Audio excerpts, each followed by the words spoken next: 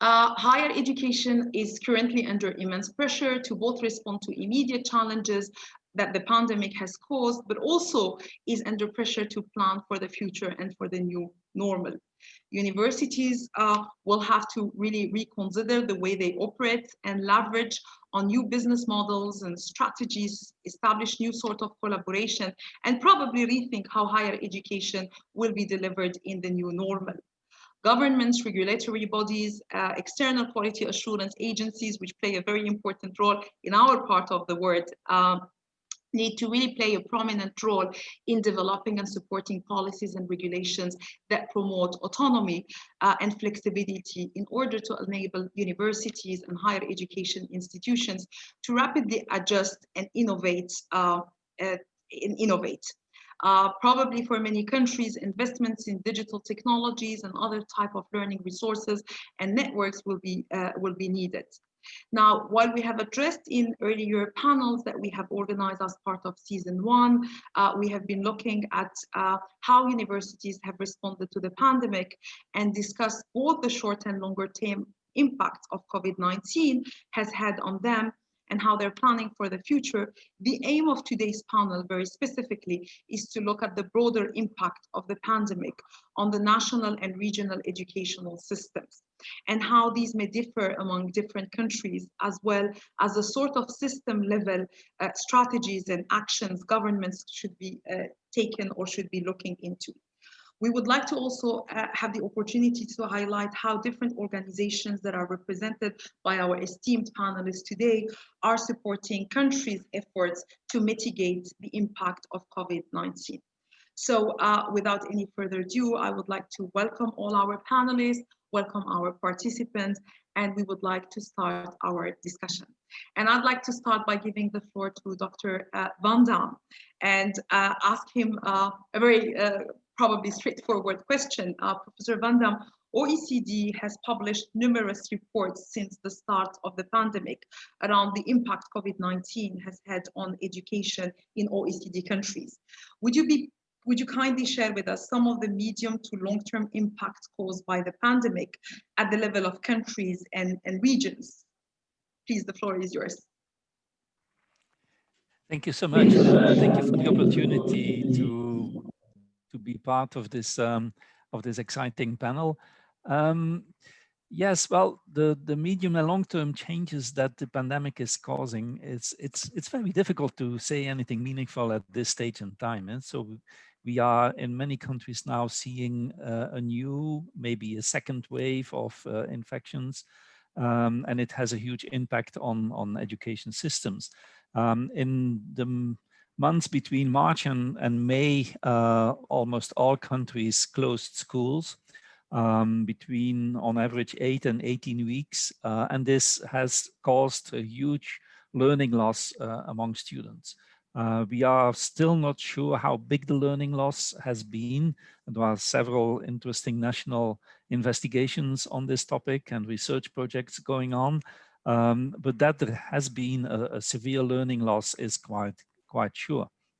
For higher education, the picture is more mixed. Most institutions also went into combinations of hybrid learning, distance learning, homeschooling, whatever you call it, e-learning. There have been many experiments which had to be organized from one day to another.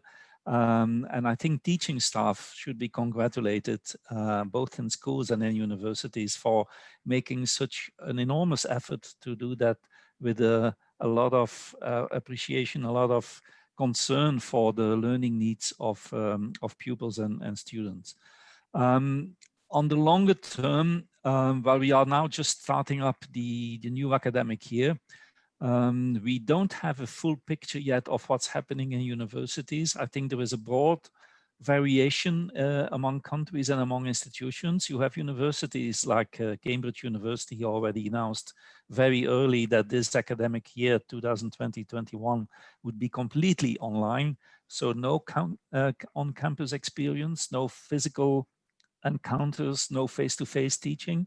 That's probably the one extreme that has been followed actually by a lot of other universities. And then you have universities who try to organize the new academic year in more or less normal circumstances, or with hybrid forms where only a part of the student population is accepted on campus, and with some kinds of rotation where others follow the courses online, the lectures online, etc. Online education is nothing new for the higher education community, but still it came as a big surprise that it had to be implemented at such a scale. And I'm actually not, maybe we can come back to this issue later on in the discussion. I'm actually not impressed by the quality of the online experiences that you see happening now. It's mainly broadcasting of lectures with some online tutoring, but the more sophisticated forms of distance education and online learning that, for example, open universities have been experimenting with, this kind of learning has not yet happened for the system. I see one of the biggest challenges is actually to make distance education, which will be with us for the next year and maybe only for the coming years, to have online education getting a higher quality. That's for me the biggest challenge. I keep it on this topic for now. Thank you very much. Thank you very much, Professor Van Dam. And indeed, I think that, getting universities to move from what we used to call emergency remote teaching to meaningful online learning experiences is going to be one of the focus areas if online learning is actually going to continue. And I think that we have a very quick poll to share with our audience. Can we have the poll, please? Or I could actually just... So for our participants, you have a poll around, in the university that says, in the universities you know best, have students suffered from learning loss? And, we would appreciate getting your feedback that we will share with the rest of the participants just in a few seconds.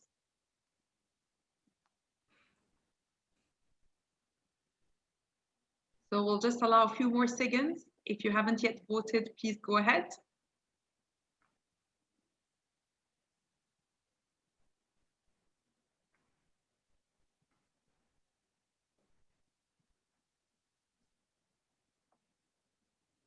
Okay, so just 3 more seconds.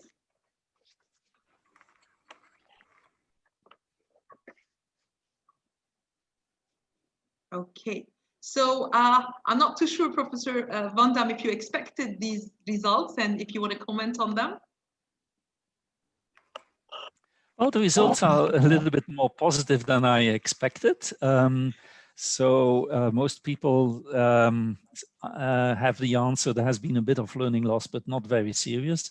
That is a bit more positive than my own impression. But it's promising to see that in some areas, in some institutions, in some countries, there probably has been quite an effective switch to distance education without too much loss for students. So interesting to see these results. Okay, thank you very much.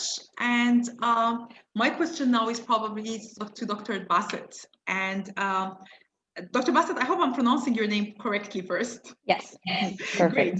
So, Dr. Bassett, the long-term impact of the pandemic for both higher education institutions and educational systems may actually significantly vary depending on a range of factors, and that includes the level of resilience of institutions and national educational systems. So would you be able to share some of these impacts and how you see them varying from one country to another or from one region to another? Sure, thank you so much. And thank you for the invitation to join today. This is a really important conversation and a nice collective of colleagues around the table, virtual table. So yes, I've thought about this question because I know that each of us have our own experience with what we're living through and what is our own experience, our own normal right now. And what hasn't necessarily translated globally is how different the regions manage their interventions in higher education to COVID, but not just in higher education, because the higher education response often reflected the government response or the national response, the social response more than anything else. And I think the politicization of COVID actually had a strong impact on what happened at the institutions and how they responded initially and how rapidly they came back online. And that's still something that's impacting institutions globally today. So, you know, in countries where Vietnam is a great example, where the social trust and the social order was such that they could respond very quickly and accept the challenges that COVID brought to their society, they were able to clamp down, contain, get back on track relatively quickly, much more quickly than one would necessarily guess based on where they sit in the you know, income level comparatively. As you see on the opposite side, it's the United States, and the states across the US are having varying experience, largely because of governance challenges and the challenges of responding both to data and to social pressure and to government pressure. And those things are triangulating differently based on the institution, the strength of the social compact between the society they serve and the institutions themselves. This is something that we're seeing all over the world. And in some cases, like in where I work predominantly, when I'm working on specific projects, I'm working in East Africa. You know, Tanzania was back online very quickly. They were back in campus teaching in person in June, and they haven't had any notable spikes in COVID, but they came back with a very strong, well-articulated plan. And also because of the way that they operate, they have more ability to have social distancing and all the things that we know will work with minimal invasive interactions among individuals and the pressures from the institution to change behavior. In other places, it's going to take a lot longer. And as Dirk said, with the second wave coming in, we don't know what's going to happen with how institutions respond, whether it's actually a greater setback than the first one. I suspect it might actually be, because again, there's the problem with trust and a problem with the confidence in the delivery. And then the last point and something that you and I conversed about earlier, I'm very aware of the equity considerations that are being exposed in this experience around the world. Those institutions and systems that got back on track faster have lost fewer students, will have experienced less of a learning loss, all of those elements. But the most at-risk students become those who become the least capable of managing in these contexts. And we don't yet have the adaptive technologies or the reach or the flexibility to get the learning so effectively out from those who really need the strongest interventions at a time of crisis. And so there's still a long way to go. I mean, I completely agree with Dirk. We don't know even a year from now who is going to have done this really well and who will have managed to muddle through the first part of it and then is coming across bigger constraints as the impacts of all of this play out further. Thank you very much, Dr. Roberta, and I totally agree. I think that some of the impacts we'll be able to measure only within a time frame of 3 to 5 years and not really in the near future. Thank you very much for your insights, and we'll come back to many of the points that you've mentioned, especially around equity and other issues. But I would like to also ask Professor Amr Izzat Salama, who represents the Arab region, where I come from myself. And basically, we've seen, Professor Izzat, a vast majority of higher education institutions across most of the Arab states moving to online education during the pandemic to promote continuity of learning. However, we all know that we still have a major challenge of recognition of non-traditional forms of learning in most of the Arab states. Most of the ministries of higher education are yet to recognize online learning as a viable way of delivering education. So what I would like really to know is, how do you see really the pandemic impacting the future of higher education in the Arab region, and in particular in relation to the recognition of non-traditional forms of learning, such as online learning, blended learning, micro-credentials, and so forth? Please, Professor. Well, thank you very much, Nariman, for inviting me, and of course, with this distinguished panelist and to talk to your audience, of course. Thank you very much. Actually, talking about the Arab countries, it's a little bit difficult because the Arab countries actually are not the same. They are different. There are some poor countries and some very rich countries, and So and it's not, they are not the same in the 22 countries. But let me say that, as you have said, that many of the Arab countries, most of them, maybe only one country, they rejected online education in the past until the pandemic. Rejecting this has left many of the universities not prepared for digital learning. So after the pandemic, the outbreak of the coronavirus, they pushed e-learning towards the far front, so it became irreplaceable option in the Arab country. Well, as you may know, that many university leaders in the Arab countries, including higher education ministers, started expressing their acceptance to mainly the blended learning. Maybe the blended learning is the thing which everyone is talking about now in our area. But if we are talking about, we will see that Egypt, for example, has already recognized online learning. The Cabinet of Ministers issued a declaration that universities are free to use online learning when they need to. Jordan as well in the process. The United Arab Emirates, maybe you know better than me, that they recognized distance learning before the COVID-19, but I think it's enhancing this process nowadays. So if you look at the Arab countries in general, you will find that most of them now are willing and trying to go online, use blended learning, use online learning. There are some problems, some challenges, of course, because as I said, that some countries like the Gulf countries, for example, Gulf universities, well prepared, their infrastructure was already ready. Some other countries like Egypt and Jordan as well, they were ready for such transfer. Maybe the rest of the Arab areas or Arab countries needed a lot of work on the part of preparing their infrastructure for online and blended learning. Thank you very much, Prof. Salama. And it's interesting to see, obviously, the Arab states, just like other parts of the world, are very different, especially when it comes to internet penetration and maturity of the national IT infrastructure systems. And we know that there are a few Arab states that have less than 30% internet penetration, which means that definitely this is going to really impact, the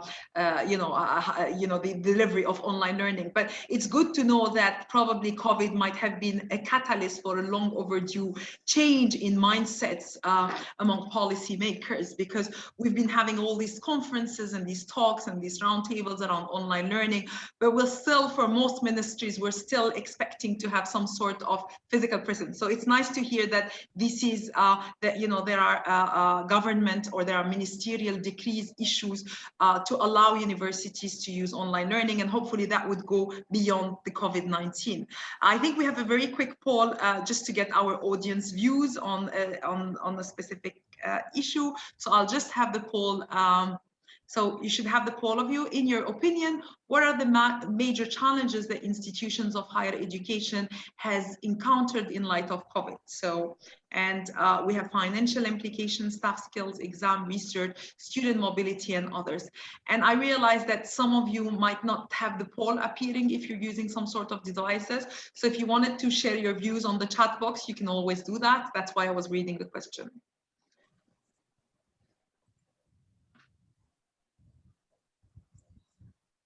So we'll just allow for a few seconds more, and then we'll share the results of the poll and see whether it's something we expected or no.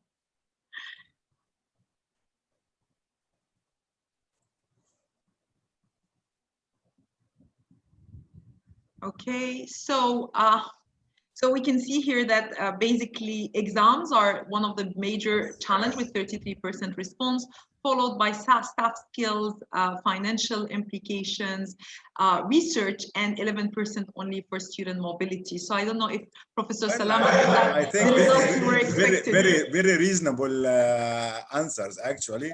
And actually exams, we did several webinars in our associations, and exams was the main problem, how to make exams, how to evaluate students. So I agree completely with the results of the poll. I think that the issue of assessment, having worked with so many different faculty and staff member and academicians during the last few months, is really a major challenge. And I always think that the main solution to this is really to rethink assessment strategies and try to move away from high-stake exams to more creative, performance-based, authentic assessment, where basically we can overcome a lot of the issues that we are, facing around academic integrity and so forth. So I just think that we need to be more creative in assessment, as the way forward, as opposed to trying to replicate the traditional assessment online. But thank you very much, Professor Izzat, and thank you to our participants for sharing their views. Now I'll come to Dr. Wells. And Dr. Wells, I would really appreciate giving your stand and your experience, if you could actually provide us with a rapid assessment of the anticipated long-term impact of COVID-19, primarily on the national and regional educational system. So, and again, just like I've asked Dr. Bassett, do you see any differences among regions in terms of the impact that COVID has created? Please, the floor is yours. Thank you very much. Can you hear me? Yes. Okay. Well, thank you so much for the invitation to join this discussion, and also to join with these panelists and hearing the discussions. I think, this is really not anything new right now. We all know that the world of higher education is completely different from region to region. It's different from country to country. It's different within countries in terms of how the higher education sector has been able to respond to the challenges. But one thing I would like to say, and I have said this on a number of occasions, I think we are experiencing a positive rethink of how higher education works. Dirk mentioned this, as did Roberta. These sorts of different modalities of teaching and learning and on-campus, online, assessment pedagogies, everything else has really now become something that we realize we can do. The higher education community realizes they can do things they couldn't do before. Now, there are challenges. There is a digital divide. There are problems with some students being able to be online and some learners only being able to be on campus. But if we look at it in a more holistic way, where those students that can be online versus those students who can be on campus and maybe make a hybrid, I think we have reached a really new epoch for what higher education, university education looks like. Now, there are lots of challenges for that. And of course, it's not the same across the board. Like I say, our research and all of our member states, it's completely different whether you go from region to region, from country to country, or is it even within country. But we have now realized, I believe, that higher education institutions can do things that they didn't think they could do before. What was previously, if not inconceivable, but was probably, it's just easier not to do it, because it's easier to carry on with the normal. Now, a lot of institutions have figured out that, well, we can do this because we've had to do. And I think that is a key turning point for higher education provision. There are lots of issues. There are lots of issues in terms of international cooperation, internationalization of exchange of students, exchange of faculty, with lockdown. There are issues with how do you do online assessments. there are many issues, but now we realize we can do it. But I would also add to that, and it was something that struck me from what Dirk said, when he said, we have problems with the quality, or there are questions over the quality of online teaching. And then thereby, of course, online assessments. I would add to that, there's always been a problem with some form of on-campus teaching.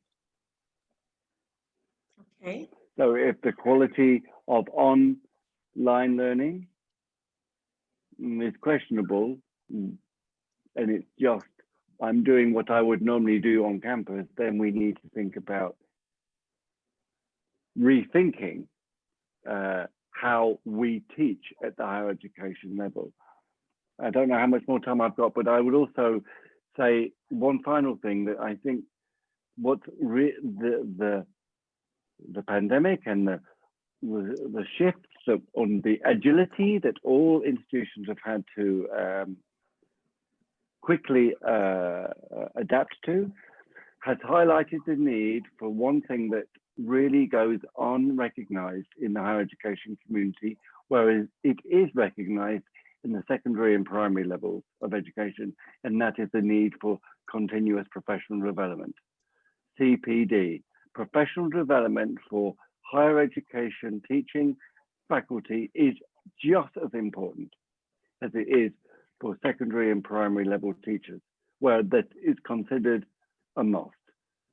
But we don't recognize the importance of CPD for higher education teaching professionals.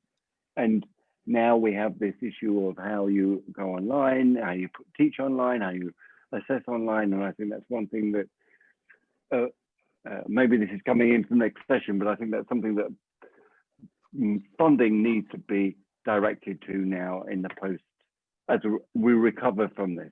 Okay, I'll stop there.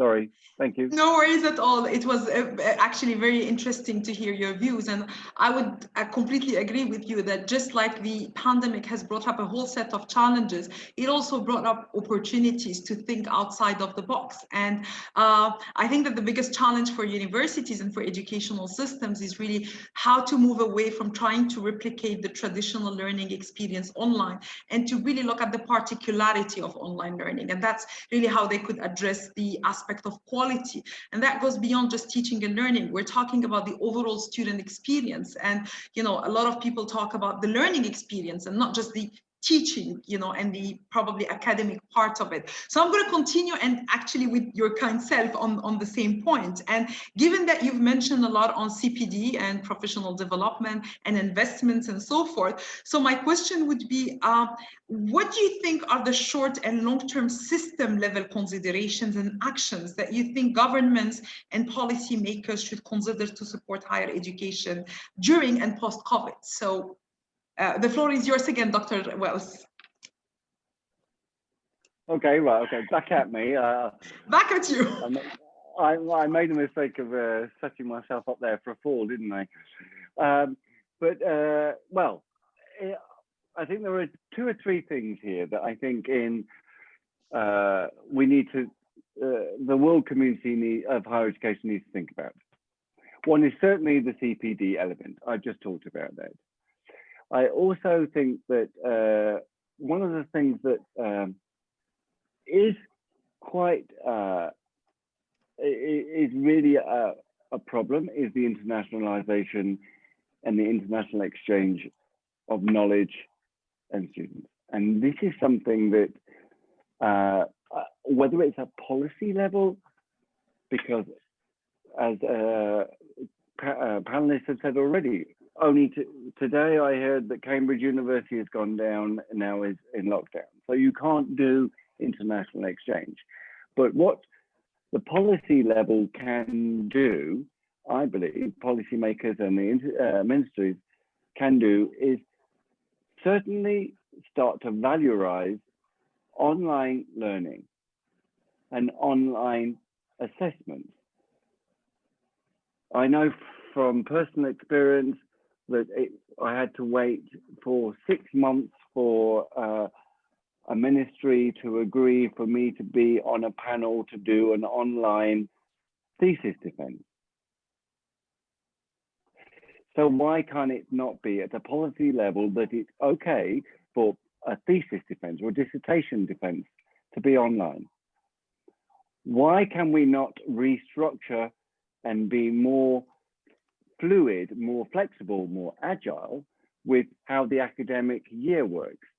Why could we not ask policymakers to give more autonomy to the institutions that they can decide how and when the academic year starts, how and when courses are constructed?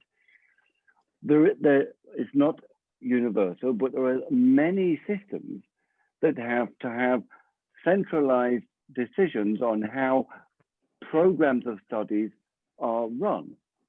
Now, just to give you one example, in the last, let's say the last semester from January to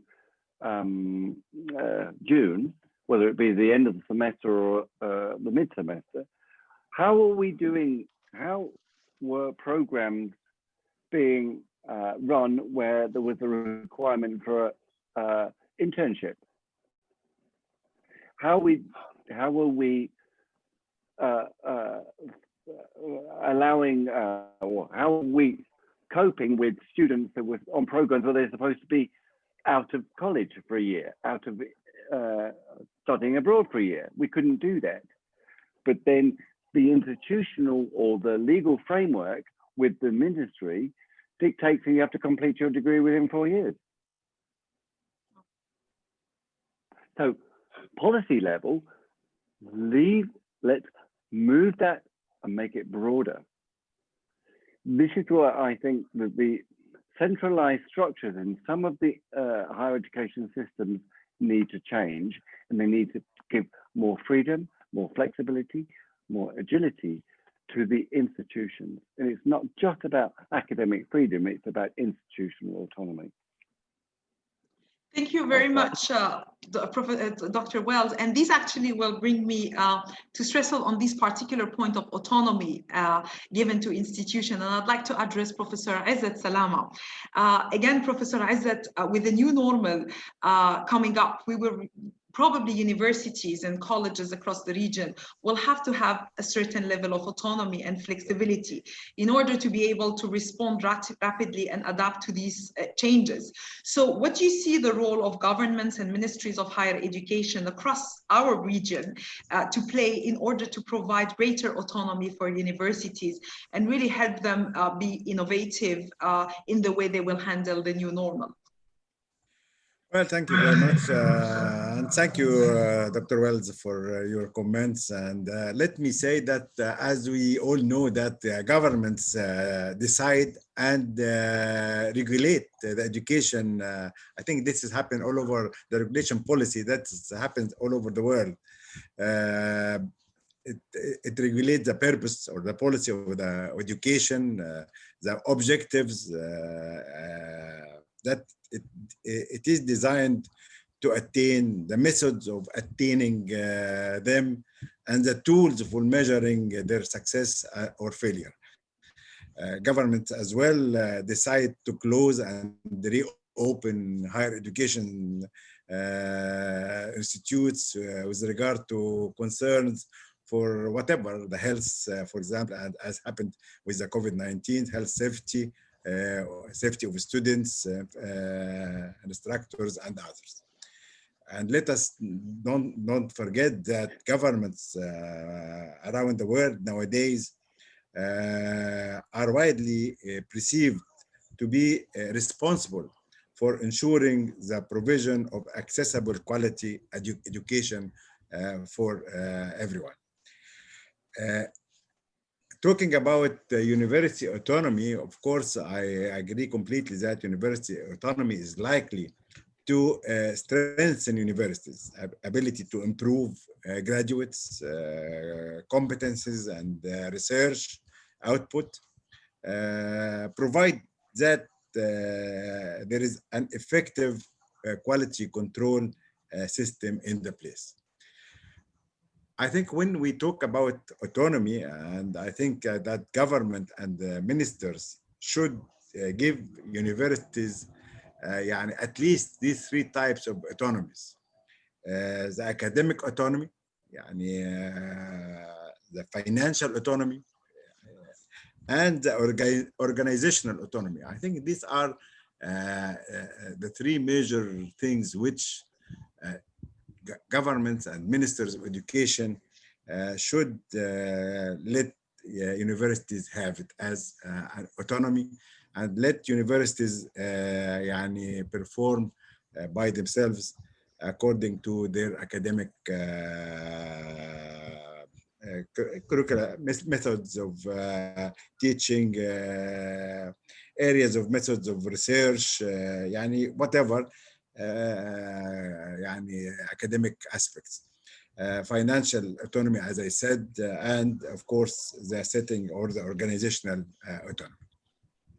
Thank you, Professor Izzat. And actually, a very similar question I have for Dr. Bassett, and I would like to ask you, I mean, we know that there's been so much that has been published recently around the pandemic acting as a catalyst for change, and we heard that from Dr. Wells earlier. And basically, there will be a need for universities to maybe reinvent themselves, both to be able to survive the pandemic and to thrive in the new normal. So we've heard about greater autonomy. We heard about different possible ways in which policy level and governments can support. But I wanted to hear your views on how governments and policy making can support universities really navigate through these times of turbulence and uncertainties, and also plan for the future. So anything from your end that you would like to add? Sure, thank you. So, and listening to what my colleagues have been saying, I think the thing that I would highlight in my time here is the need to diversify the tertiary education systems more effectively across the world. So, it isn't just world-class universities, it is everything down to post-secondary TVET and short-term courses and skills-based learning that need to be supported, especially in this period now, with all the students who have been pushed out or dropped off of the pipeline. They still need skill acquisition for good jobs and to have meaningful futures, and to be able to define their successful outcomes. And that actually really does require multiple modalities of learning that are supported by a diversified system that is legally recognized, that has quality assurance guaranteed at every stage of learning, that is mission driven, so that institutions are allowed to be great at what they're great at and aren't competing with mission creep and other unnecessary competition to be something that they're not. And that has been a global problem, I think, for the last few decades, where everybody with ambition was trying to centralize around a certain idea of what it means to be a higher education institution, a great university. And I think this actually could be a real stimulus and catalyst for acceptance and actually embracing these multiple modes of teaching and learning and delivery, because it's more efficient to have multiple forms of institutions that are good at what they're good at. It allows students to pick based on what their outcome goals are. Not everybody wants a theory-driven, research-oriented degree post-secondary. Some really do have a very clear sense of what they want from their post-secondary learning, and a diversified system allows for that. And it's much less expensive in a time where we know the world is going to be heading into strong economic recession, if not depression. Governments around the world are going to be looking at how they spend their money on tertiary education. It often is the first level of educational spending that gets cut. And there are lots of reasons to accept that choice is being made. But the institutions themselves and the sectors can really amplify their contributions to economic development, to social stability, to civic good by having multiple modes of delivery and working in concert in a really well-articulated space, so that they are part of a holistic whole for a country to have solid tertiary education for anyone who wants to receive it. I think this is a really good time and an energized time to look at those opportunities. Right. And so, Dr. Bassett, we've heard so far around, valuing online learning as a viable alternative. We talked about diversification of the higher education system. We talked about providing greater level of autonomy for universities, and probably, we have implicitly talked about the need for quality standards and quality indicators to basically oversee the quality of online education. Do you see in any way, for instance, financial support for the sector as something that governments should be looking into? Well, I mean, I think for those systems that are fundamentally, run by governments, the vast majority of their funding sources coming from government systems, there's no question that that is just part and parcel of the operating norm for the sector. I think that institutions have to become better and system leaders have to become better at defending what they do and why it's important. I think for a long time, the political environment globally, and this isn't in a specific country, it just really is globally, has been pushing hard against higher education. Higher education has been quite defensive about what it does and why it's important and why it's worth the investment. And the data shows quite strongly the economic, the social, the externalities of quality tertiary education across the board in the lowest income and the highest income countries. And so these investments are wise investments, and institutional leaders and sector leaders and those of us who do this for a living in support of higher education globally can do better at defending and articulating, being on the offensive even about why this matters before we become the first thing chopped when they sit down to chop budgets. And there's no question that the time coming is going to be a conversation about how public monies are being spent. The data is very clear that the economies around the world are contracting, and continents like the African continent, the East Asian environment, they are experiencing contraction for the first time in 40 years. This is major change for them. It is likely to impact the tertiary education spending. And when that happens, we need to be able to do a good job at saying why this matters and can be part of the solution and not just something that's going to fall off when the cuts are made. Thank you very much, Dr. Bassett. And I'm going to actually pick on your last point that you've made. And my question is going to Dr. Vanda. I think that one of the things that happened, during this pandemic is that there've been a lot written and spoken about around the role and the value of higher education in the last few months. We've been basically talking about, whether we're offering value for money and whether it's worth the investment that is being put in higher education. And what I would like to know from you is, what do you see the essence of universities to be? And how does this impact on the wider educational ecosystem and areas governments should really be emphasizing and focusing on? Yeah, thank you. If you allow me, I just would like to say a couple of words on the discussion on autonomy. And I'm very grateful to Peter for having launched it.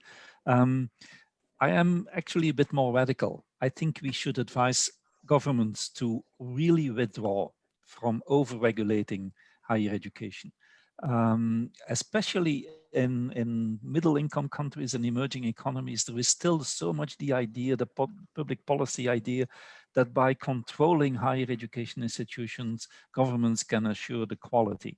I don't think that this statement is valid anymore. Governments, what they should do now is not reinforce control mechanisms and micromanagement on institutions, which you see now, but they should withdraw from that kind of over-regulation. So they should give freedom to universities to experiment. And there will be mistakes made, but that's the price that we pay for the crisis. The question you ask is a really very important one. What is the essence of the higher education experience for students? And for me, higher education is not about transmitting knowledge only. That's part of the whole game, but that's only a minor part of the whole game. So you see now in e-learning and in distance education, the same mistakes that have been made when the first MOOCs were launched in 2012, 2013, just videotaping lectures without any concern about the learning, the design of the learning experience for students, etc. So we should redesign e-learning in such a way that it has some of the merits that physical education has. On-campus learning is still the ideal. I think many universities would still love to reorganize and to get students on campus, because on campus teaching and learning, it changes you as a person. It's not only the knowledge that you get from distinguished professors, it's the holistic experience. And that's a lot of social and emotional learning, that's networking, that's building of social capital, et cetera, et cetera. And that very important part of the learning experience now risks to be impoverished. I'm a big defender of online learning, and I do think that online learning, if designed properly, can catch up with these non-knowledge transmission functions of university experience. But it requires a lot of very sophisticated learning design, teaching and learning design that needs to go into this. So the question about what is the essence of the university experience will really become on the very important, because students will ask, yeah, but for what am I paying such an amount of money? What kind of value added do I receive? And you see in some countries, in the UK, for example, but also in the United States and some other European countries, that students say, well, if this poor e-learning is what I get for my money, then I just stay away.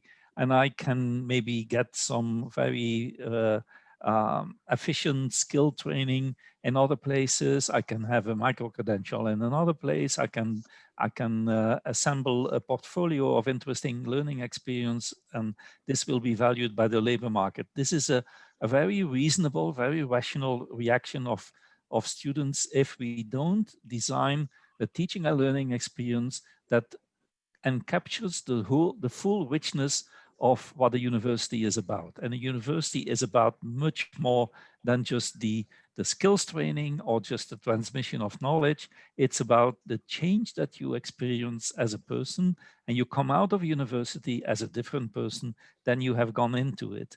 And that's not the case with skills training. That's not the case with micro credentials. And that's not the case with MOOCs. So there is a lot of thinking needed on how can we preserve the essence of what the university is in this new environment. Right. Thank you very much for your insight. And actually, I was just having a quick glance at the questions from the participants. And there's a lot about student centricity and basically making sure that what we're doing in terms of teaching and learning and creating a holistic learning experience takes the students at the heart of what we're doing. So it's quite interesting to read the comments from the colleagues as well. Now, I'd like to ask a question which would be open to any one of our panelists that would like to address the question, is that are they really actual examples and good practices of government medium to long-term strategies and policies that were developed in specific countries to mitigate the impact of COVID-19? I mean, we hear a lot about things going on, but is there really an example or a good practice that you would like to share of how governments are really planning the future beyond COVID-19? So any one of our panelists. Anyone? Yes, please, Dr. Bassett. Sure. I mean, I'll come in because you can tell by our pause that it's really still very early to get a sense of whether or not there's been a solid enough commitment from a government anywhere to know that the long-term outcome of those decisions are going to be really good ones. And we're going to still be monitoring and checking and seeing what their learning experience has been, what the student experience has been. I think there are some places that we're just much more comfortable making quick decisions. And I think that, as I said, I think that has a lot to do with how much autonomy the institutions had, how much trust there was in the stakeholder community with the leadership of the institutions or of the system to make those decisions, and that they had comfort that they could come back in. And I think that the recovery is going to really rely quite a lot on that, on a real sense that there is a belief that what's going to come out of it is going to be quality and reliable and what they expect from the sector. And I think there's still so much to know about how this plays out, because we know the COVID is not over. We know that there's still going to be long periods with, waves coming in and out. Maybe a vaccine comes during this academic year. Maybe it doesn't. Maybe we're looking at another, year, 2 years of academic change and challenges. So, it's hard to say. I do know that some countries, Kenya is a very good example, where there was a lot of pressure to open back up, get back in. We're comfortable making very hard decisions about keeping the schools closed longer than anticipated, but then really constantly reevaluating the data. Now it looks like they're going to open, earlier than expected. They thought January, now it might be October, but it is very much data driven. And that allows for the system to have legitimacy to the decisions that they're making. And I think that's really important when in crisis, that there's legitimacy to the leadership. And this is where data play really an important role in actually monitoring things. And maybe that's one of the things that, data is a challenge in many parts of the world, and working with data is even more challenging. So maybe that's probably maybe one of the things that governments will need to look at and consider. Anyone else, maybe, can we have some examples from the... Can I say something? Yes. Please, and then we'll go to Dr. Van Dam. Before saying... Dr. Van Dam, okay, go ahead. Sorry. No, go ahead. We say Prof, and then I will go to Dr. Van Dam. Okay, because well, first I would like to comment on Dr. Van Dam's insights, because that's a message which we are trying very hard to send to our universities and our community, that university is not just for educating. It's building the character of the it's building the person himself. Mingling with university professors, with your colleagues, doing the social and cultural and even sport activities together. All these things, the university is not just to go and take lessons and that's it. It is actually how you build your character. But let me say that, well, because I am nowadays in Egypt, in Cairo, and I found that they have a very good, the Supreme Council of the universities in Egypt, actually, they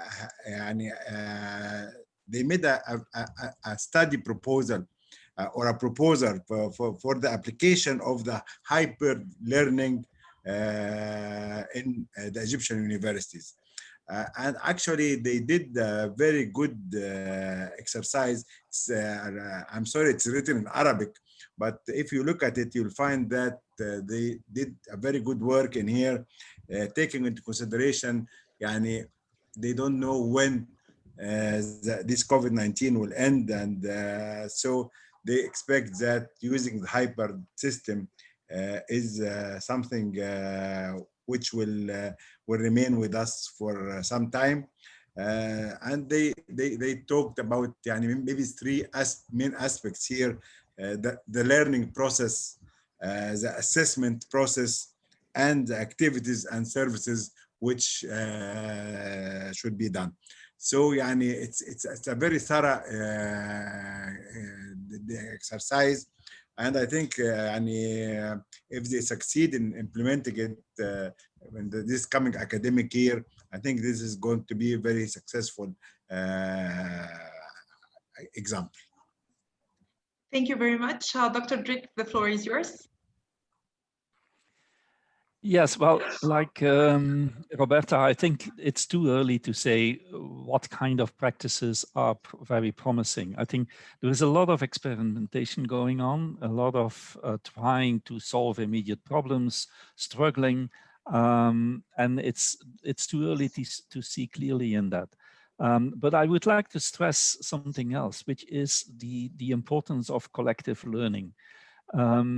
So I am a big defender of institutional autonomy, but institutional autonomy does not preclude, indeed, it really asks for much more collaborative efforts within the sector and between countries. So this is not a crisis that any institution can solve on its own. We have to come together. We have to find common solutions. We have to speak to each other. We have to network. And I think each of the international organizations that we are representing here on the panel offers the the platform and the opportunity to do that. So my argument would be the main policy lesson that we can draw is come together, speak to each other, exchange your experiences, see that anyone else can learn from what you are experiencing. And that's the only way for the sector to come out of this crisis. This is not an innocent crisis. It can really threaten the existence of institutions.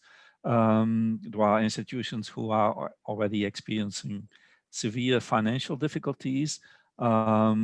Maybe it will not be that bad. For example, with regard to international students, the first predictions were really alarming, but the latest figures from the United Kingdom and from Germany are not so problematic. So there are some examples in Australia where there really is a real financial issue.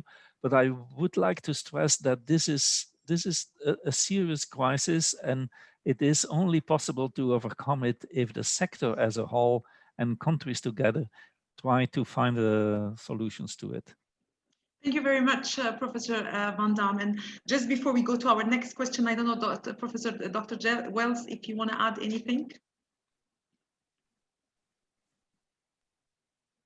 Yes, thank you. Well, not really, only in as much as I do think I concur with my colleagues, my distinguished colleagues on the panel, but I do think we also need to recognize that there are 193 member states in UNESCO. So what works for France will not work for Fiji. And even within France or within the UK, as Dirk just said, today things change, tomorrow they will change again. Well, I think the fundamental future is about emancipating almost universities to be able to do what they want to do. It can only be based on an institutional level. It won't work if there is centralized control. It won't over what you should do and you shouldn't do. It has to be the freedom for institutions to do what they want for the communities they serve. And that's with not only just in regions, but within sub-regions and at the national level. And I believe that institutions are doing this. I think they are doing this, but sometimes they are handcuffed. So autonomy is the great message that we're getting out of this. Autonomy, of course, within the boundaries of course, quality assurance, which may be, but if quality assurance, for example, would be to a new criteria for quality assurance would be for how are you providing in your institution opportunities for combined hybrid online on-campus learning, then that would be a new policy direction, I believe, which would work. And that would mean moving from prescriptive quality assurance framework to quality assurance framework that are really looks at fitness for purpose and appropriateness. Thank you very much. And so because you are representing very well-established international organizations that are doing immense work in terms of supporting countries and regions during these difficult times, I would like very briefly, because I'm cautious of time, to ask first Dr. Izzat, if you can tell us a bit about how the Association of Arab Universities have engaged in initiatives that are supporting, universities and governments in the region. So if you can tell us a bit of what the association is doing. Professor, can you unmute yourself, please? It happens to me all the time. Well, let me indicate that we have about near 450 university members in our association. And as I said, from Mauritania to the Gulf states. Well, the association actually did some steps here in reflect to what happened with COVID-19. the first thing is that we established the Association of Arab Universities platform for e-learning to activate communication between professors and students, because we believe that not all the universities have the ability to have their own platforms. That's of course, it differs from country to country and from university to university. The association as well has issued a scientific guide for distance education standards, which includes all necessary standards to ensure the safety of this type of education. And actually, this was a very beneficial tool, and you will find it in our website if you would like to see it.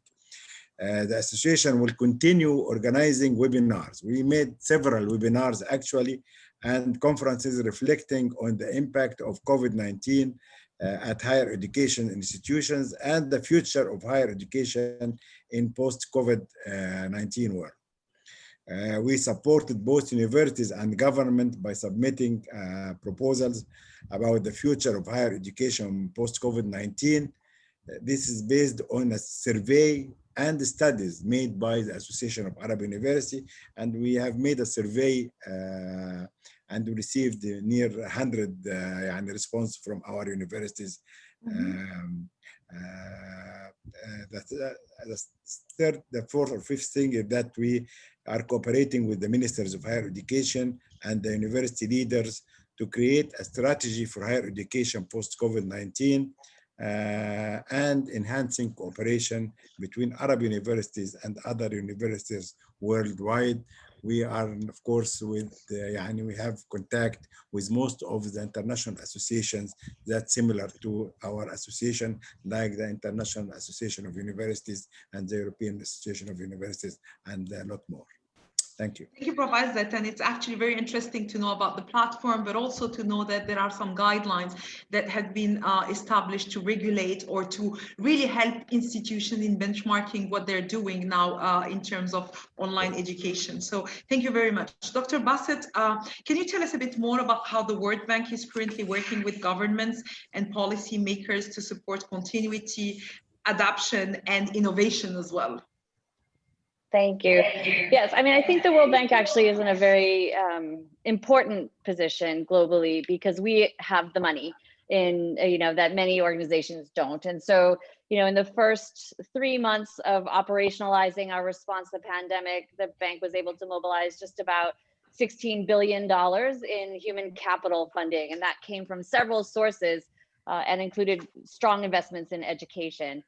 In many countries, that was restructuring of loans very rapidly in order to pivot how the loans that were already in place were being spent.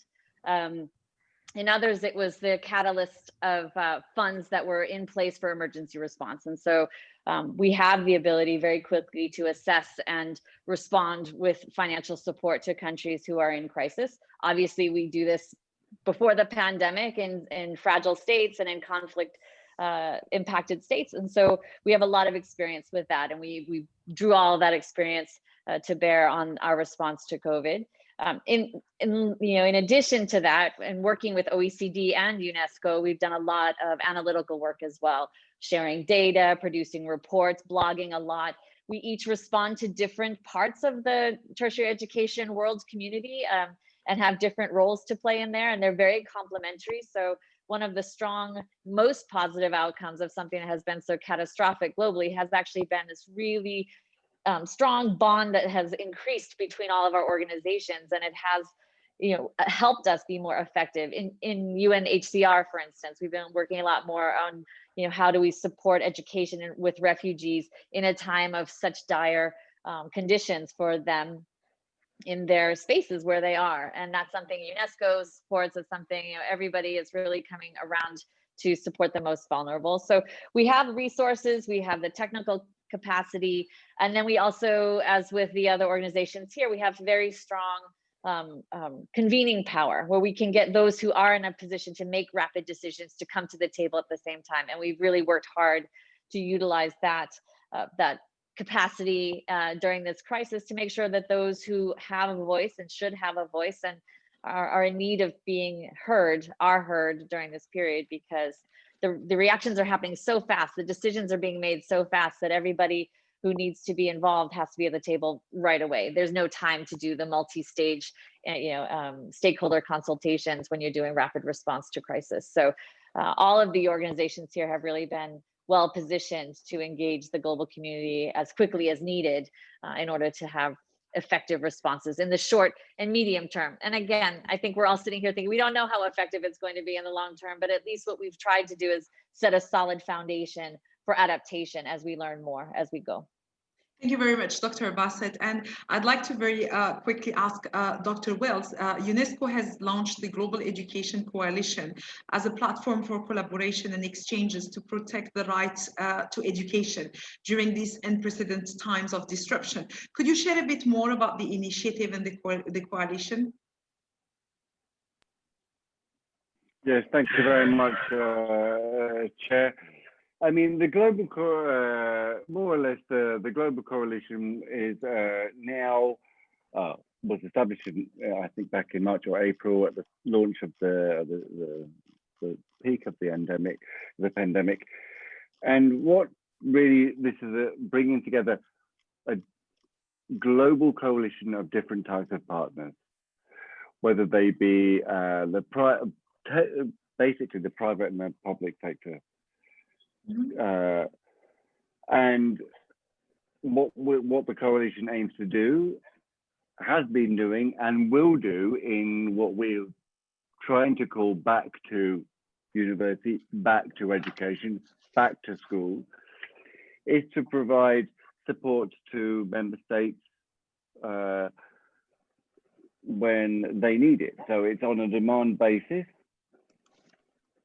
be it provision of connectivity, and I can talk about that a bit later if you want me to, but connectivity, physical infrastructures, capacity building for teachers at all levels, because it's not just higher education, it's across all levels, from primary, kindergarten, K-12 up to higher education, to provide physical infrastructures and connectivity, and also capacity building and training, because as we know, suddenly overnight, everybody needed to learn how to, teachers particularly, faculty needs to learn how to deliver online, assess online. So it's not the 40 or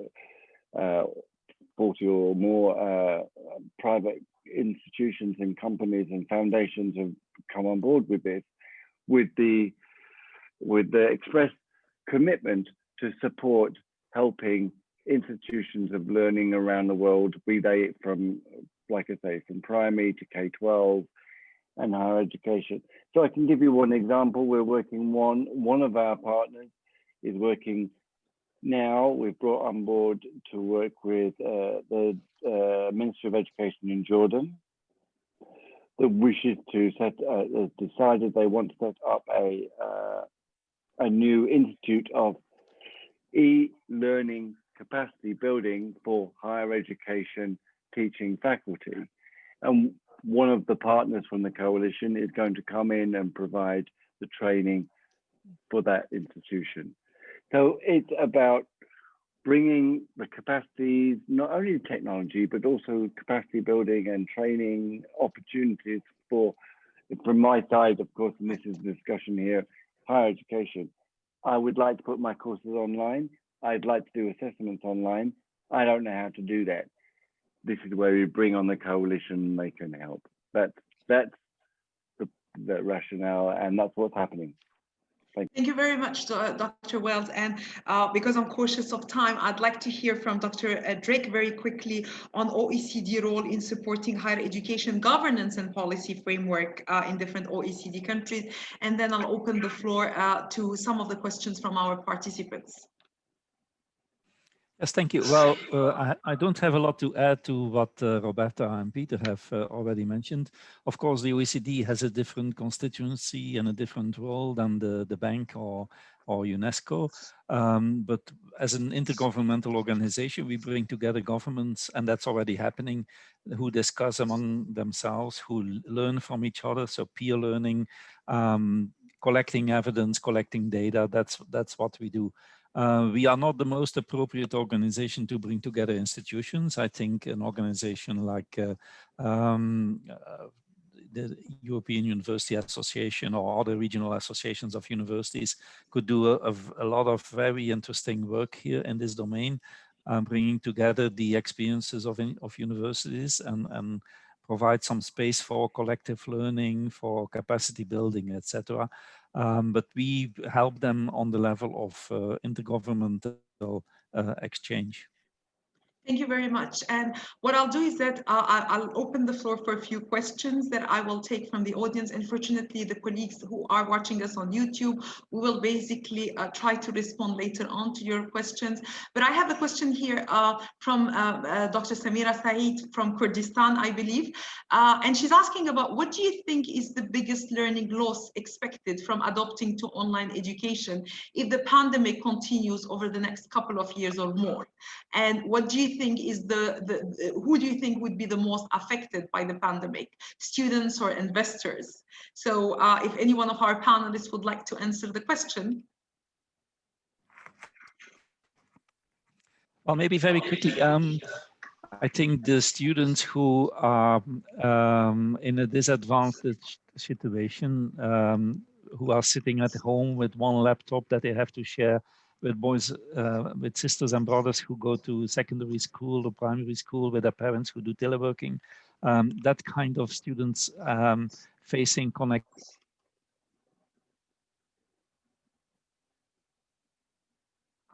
Dr. By crisis, and they yes, please go ahead. Yeah, they don't have the rich learning experience that we envisage. But I do think that also students who don't face these problems of connectivity or infrastructure, they also suffer some learning loss. Learning loss is an ugly term, but I don't have a better alternative, because as I mentioned, the way that we are now in many institutions organizing distance education is not providing them with the full rich experience that they normally should have on campus. And for me, that's the biggest question mark. How can we enrich the distance learning experience of students? So you have various digital divides. The first digital divide is about connectivity and infrastructure. The second digital divide is about skills. Many teachers don't have the digital skills. Many students don't have the digital skills.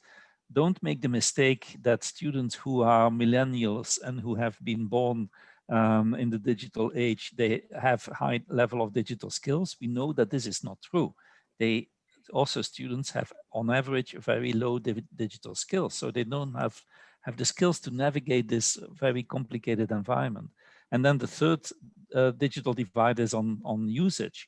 Can I just briefly, one very interesting study in the United States which was able to track the Google search data based on location. So, and you saw that in an area in districts with affluent families, the Google search activity was twice the level of the activity in more disadvantaged areas. So even if you have connectivity, even if you have the skills, the usage is not the same according to social background. So there are a lot of students who really are not in a position to take benefit from the new learning experience.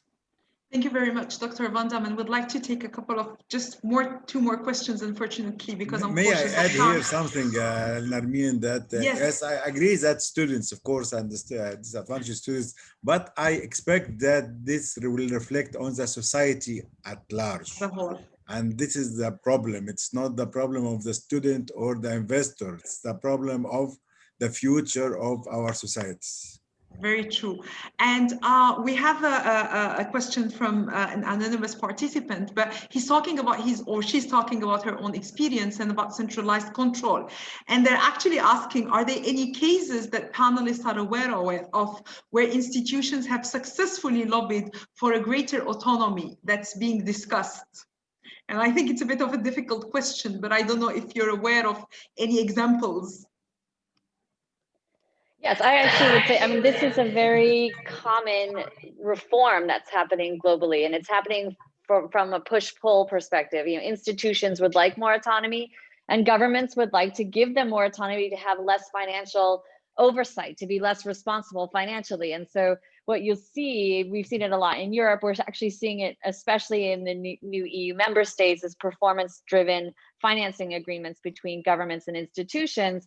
And that actually has allowed for institutions to define in conjunction with the government what they're going to be measured on and how the financing would be dispersed related to that. And then, you know, achieving certain markers allows you to access different levels of supplemental funding. So, you know, the base stays the same, but there's room for adaptive financing in these models, which actually allows for institutions to be more self-oriented, drive mission-driven, and the governments to let go just a bit and allow for the institutions to prove their value through these performance agreements. It is something that the US has seen quite a lot. The state systems in America, where, you know, some of the best universities in the United States, University of Michigan, Virginia, Wisconsin, used to be very heavily state run. Now they're very little financing coming from the state, and in return, these institutions have more autonomy. But it needs to be negotiated. There needs to be a dialogue and a long term of planning for this. But in many ways, it serves both constituencies quite well when it's done well. Thank you very much. And I'll take a final question from Dr. Saraiva Pedro from Portugal. And he's actually talking about his school who has moved to blended learning with smart classrooms and technology enhanced learning equipment. And he's saying now that they've been 3 weeks in classes, things are going well, but after 6 months of hard work and 500,000 euros of investment. So a major policy issue has to do on how we're really going to support such investments in the sector. Any ideas on how these could be achieved? So anyone? Yes. Yeah, go ahead. This is what we're all doing right now, really trying to think about how to support this. Some of it's going to be through public-private partnerships and collaboration. I mean, as Peter was discussing, you know, this coalition of bringing private, you know, stakeholders into connection with institutions, that's going to be part of it. Some of it is going to be capitalizing on open source materials that are being developed by wealthier institutions as almost a way of subsidizing the less wealthy institutions to at least access more digital resources. But for sure, I mean, for our clients, a lot of our projects are going to now have new elements that are going to include investments in technology that they may not have considered before the pandemic. It would not have been first order priority in terms of an investment through, you know, an international donor organization or borrower space. And that's going to change, I think. I mean, we're already seeing it. Projects that I'm leading are now adding COVID and pandemic response elements. We'll see more where that's allowed, but in the middle space, you know, countries that don't qualify or are not wanting to borrow to develop these things, more will happen with the private sector, I think, as partners with these massive expenditures. There's just no other way, I think. Thank you very much. And just as a final question, as to wrap up our session, and very briefly, if you had one final piece of advice to give governments and policy makers from around the globe in terms of supporting the sector during these times of turbulence, what that one piece of advice would be? Very short, briefly. I'll ask first Dr. Wells to answer, and then we can go around our panelists. Please. Thank you very much. I think from UNESCO's point of view, we really want to emphasize access, equity to higher education. And I think now what government policymakers need to do is seize this opportunity, which will allow for more people to be to have access to higher education. And if this means that some students are online and some are on campus, and then we make a hybrid, then that's the most important thing in terms of policymakers, what they can do. and also to understand that some students can be on campus when others are not on campus. Okay, thank you. So it's a big umbrella that we now know what we can do, and we can do this. Higher education institutions can do this. Thank you very much. So Professor Salama, final words? You're on mute. Can you unmute yourself, please? I know it's challenging. Again, let us in one sentence say that let us work together to build a resilient education systems for equitable and sustainable development. Thank you very much. Dr. Van Dam, very quickly. I think the smartest thing that governments can do is what we discussed a minute ago, that give some resources to universities to really develop the digital space and to experiment. So make sure that this crisis is not a recipe for disaster, but a recipe for successful experimentation. So, and that might require a little bit of extra money to give to universities to use that money profitably. Thank you very much. Dr. Bassett? Yeah, my last thought would be to keep the student at the center of the dialogue and of the decisions being made, that it's about the student and their experience and their outcomes. Thank you very much. So you've made my job of trying to summarize the outcome impossible. So what I will just say is that while the pandemic has really brought in short and longer term challenges, I think it really created opportunities as well to transform the sector. And I think that we have heard some really great insights today about how government and public policy could support the sector, and much food for thoughts on how the sector can reinvent itself to continue to be relevant and to make sure that it's actually, you know, capitalizing on the lessons learned. Universities will probably need forward-thinking leadership to create a vision of the future, but governments and public policies will need to work really closely with different stakeholders to promote more autonomy, flexibility, and enable new forms of non-traditional education and new educational models to emerge. I think with this, we have come to an end of our panel. I do thank my esteemed panelists for their time, because I know they've all been busy. I do thank our wonderful audience, both here, but also those who are watching us on the Voice of Higher Education and on our YouTube channel. And I look forward to seeing you on the 19th of October for another panel on the impact of COVID on internationalization in higher education. Thank you very much. Have a very pleasant evening or morning or day, wherever you're located, and stay safe. Thank you. Thank you. Thank you very much. Thank you.